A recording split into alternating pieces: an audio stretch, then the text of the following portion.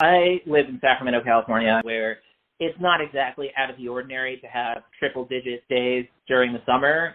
So on the one hand, I guess I was sort of less thrown off by the weather than maybe some other people that were in Las Vegas, either for the first time or, having come from the East Coast where it's not as common to have days in the hundreds regularly, but it was toasty. Let's put it that way. I mean, there were a couple of days in particular where you'd get out of the arena and just immediately be blasted by the heat. It's like, oh, okay, that's what it feels like to go from, heavily air-conditioned arena to what it's actually like outside in Las Vegas. So, the weather was one thing. It wasn't, I guess, as surprising to me as it might have been to other people who, don't live in places where it's regularly close to that hot. But, I mean, even Sacramento doesn't hit the 110s like it does in Las Vegas sometimes. So that was one thing. But the flip side of that was just the atmosphere at Summer League was incredible. And there's a very different sort of feel between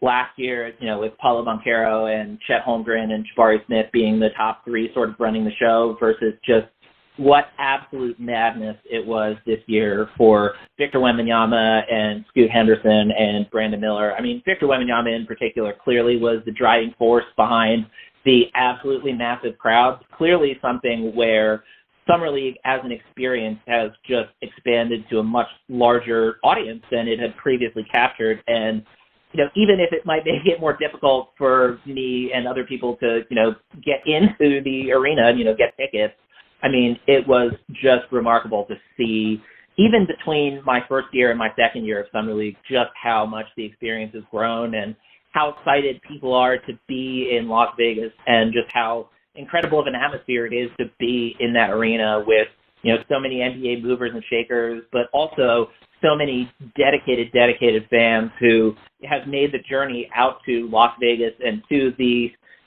oppressive, let's say, weather of Las Vegas just to be a part of the Summer League experience. That was something that I was really happy to see.